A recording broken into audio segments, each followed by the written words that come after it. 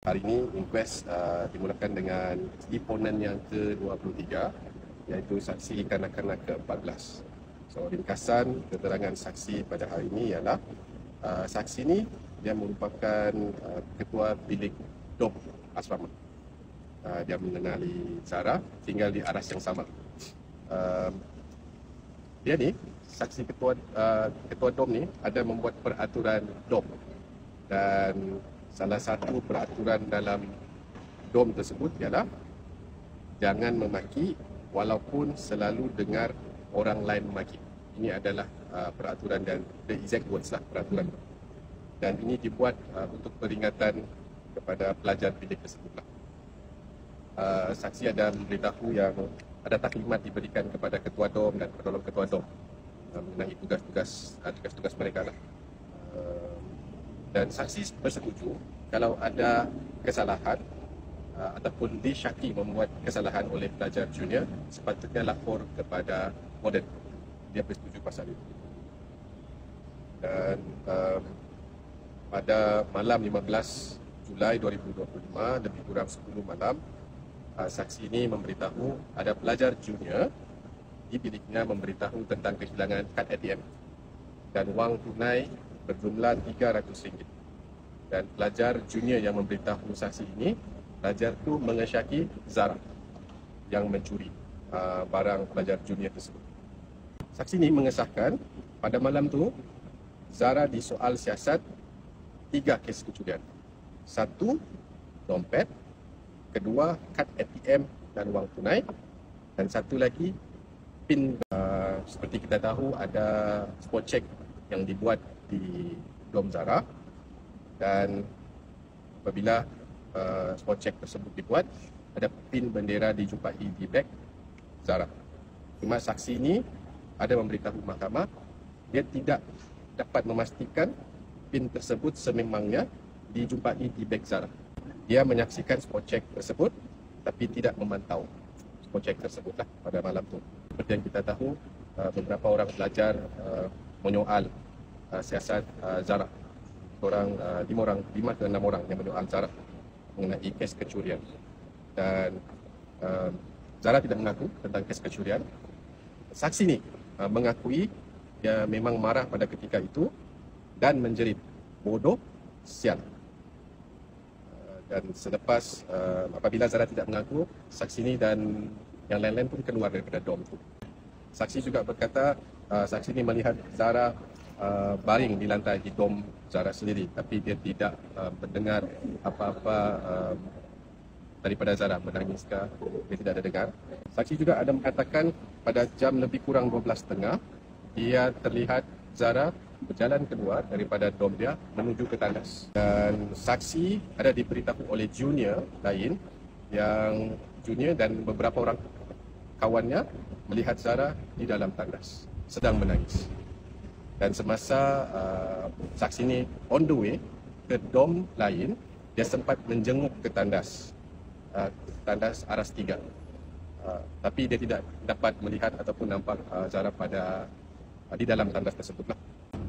Dan saksi ini pada subuh, jadi kurang jam 4 pagi, saksi ini dikejutkan oleh rakan dia dan dia mengesahkan pada subuh tersebut keadaan aras 3 asrama kecoh.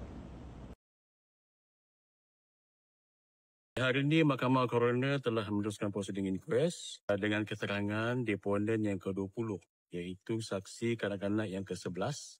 Saksi ini telah pun memberikan keterangan dan habis pada hari ini. Jadi ringkasan keterangan saksi kanak-kanak yang ke-11 ini adalah beliau merupakan senior arwah Zara dan tinggal di aras asrama yang sama dengan arwah. Menurut saksi kanak-kanak ini, sepanjang beliau mengenali Zara, Zara merupakan seorang pelajar yang baik, periang, ceria dan suka menegur. Contohnya memberi salam kepada pelajar senior dengan berkata Assalamualaikum Kak. Okay. Dan dia mengatakan Zara juga suka berkongsi makanan. Saksi ini juga mengatakan bahawa sekiranya berlaku kehilangan barang, kes kecurian di asrama, kebiasaannya terdapat satu kumpulan yang terdiri daripada 5 hingga 7 orang senior yang terdiri daripada ahli Circle 19 yang akan berjumpa sendiri dan bertanya pelajar junior yang disyaki. Kebiasaannya, kumpulan pelajar ini akan memanggil pelajar junior secara berkumpulan. Dan menurut ingatan saksi, perkara ini sudah berlaku beberapa kali. Dia mengatakan dia tidak turut serta dalam kumpulan pelajar tersebut. Menurut beliau, setiap batch juga mempunyai kumpulan pelajarnya tersendiri dan kumpulan Circle 19 ini adalah kumpulan terbesar dalam batch beliau. Dan dia juga mengesahkan Circle 19 ini mempunyai ketua kumpulan. Saksi juga mengatakan bahawa bukanlah menjadi satu kebiasaan untuk para pelajar menyelongkar loker almari junior untuk kes kecurian. Dan saksi juga menyatakan bukan kebiasaan untuk pelajar senior memaki pelajar junior. Memaki dan menjerit, ya, dia katakan.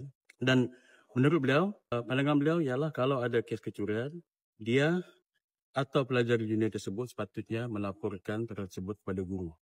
Kalau dia sendirilah. Menurut saksi juga, Zara pernah dipanggil beberapa kali oleh pelajar senior sebelum 15 Julai 2025. Dan selepas dipanggil oleh pelajar senior, menurut saksi ini, Zara dalam keadaan yang sedih dan stres. Dan dia merasa kasihan melihat keadaan Zara dan menurut saksi ini, dia telah 2 atau 3 kali pernah pergi ke dom Zara dan telah meminta maaf bagi pihak senior yang telah memanggil Zara dan juga telah memujuk Zara. Sebab dia kata dia kasihan tengok Zara. Dan dia juga mengatakan dia kasihan sebab dulu masa dia Form 1 pun, dia juga pernah mengalami situasi yang sama. Di mana senior panggil junior. So dia pun pergilah pujuk. Saksi mengatakan juga bahawa Zara suka berkawan rapat dengan seorang pelajar senior yang merupakan seorang ahli badar. Dan saksi mengatakan bahawa pelajar ahli badar ini adalah seorang yang baik dan berdisiplin. Okay? Dan dia memang tahu juga Zara ini berniat untuk menjadi ahli badar. Pada malam 15/7/2025, saksi telah mendapat tahu daripada pelajar lain bahawa Zara telah dipanggil oleh sekumpulan pelajar sini untuk masuk ke satu dom berkenaan dengan kes kecurian. Kes kecurian kad, bank dan juga PIN bendera Malaysia. Menurut saksi, ya. Okay, dan pada malam itu, saksi mengatakan bahawa dia telah pergi ke dom tersebut untuk meminjam kasut daripada junior. Pada malam itu dia kata masa itu sudah lebih kurang jam 11 malam, sudah lights off dan masa dia pinjam kasut tu ada 2 orang pelajar junior di koridor depan satu dom lagi dan dia terdengar seorang pelajar junior mengatakan mencuri lagi kau, Pokemon anjing. So, dia kata dia dengar dengan jelas dan dia kata pelajar junior itu berkata perkataan tersebut dengan nada marah. Okay, itu yang dia dengar sendiri. Lepas itu dia kata semasa dia dimaklumkan oleh pelajar lain bahawa Zara telah dipanggil oleh senior, sekumpulan pelajar senior, pelajar-pelajar lain di asrama pun ramai yang tahu. Dan dia mengatakan kecoh. Pelajar-pelajar macam kecoh tahu yang arwah Zara telah dipanggil oleh sekumpulan pelajar senior ke satu dom. Lepas tu saksi mengatakan bahawa sekitar jam 3.50 pagi dia dikejutkan oleh rakan yang memaklumkan bahawa ada pelajar telah ditemui tidak sadarkan diri dan telah diangkat ke hujung asrama sementara menunggu ambulans sampai. So itu ringkasan keterangan saksi kanak-kanak pada hari ini. Kami juga ingin maklumkan bahawa hari ini kumpulan tim expert kami, handwriting expert masih menjalankan tugas di atas membuat analisa beberapa bahan dokumen dan akan diteruskan sehingga esok, ya, iaitu diketuai oleh Madam T dan juga ahli lainnya Dr. Zul dan juga Dr. Wan. So, mereka masih lagi menjalankan tugas menganalisa dokumen. Tadi saksi ditemani oleh siapa? Tadi saksi ditemani oleh ibu dia. Keterangan ini apa yang membezakan sebelum kanak-kanak sebelum ini atau sama juga? Dia ada mengatakan beberapa benda baru lah. Contohnya macam dia mengesahkan bahawa arwah Zahra pernah dipanggil oleh pelajar-pelajar senior sebelum ini dan dia kasihan. Dia kasihan sebab selepas dipanggil oleh senior, dia cakap keadaan Zahra dalam word yang digunakan sedih. Sebab itulah dia pun pergi ke dom Zahra 2 hingga 3 kali, dia kata, untuk memujuk arwah Zahra. Dan minta maaf. Dia kata dia minta maaf juga bagi pihak pelajar senior. Dia bukan ahli sekal kan? Ya. Yang Betul siapa? juga. Yang saksi ni? Saksi. Bukan. Bukan. Saksi bukan ahli sekal 19.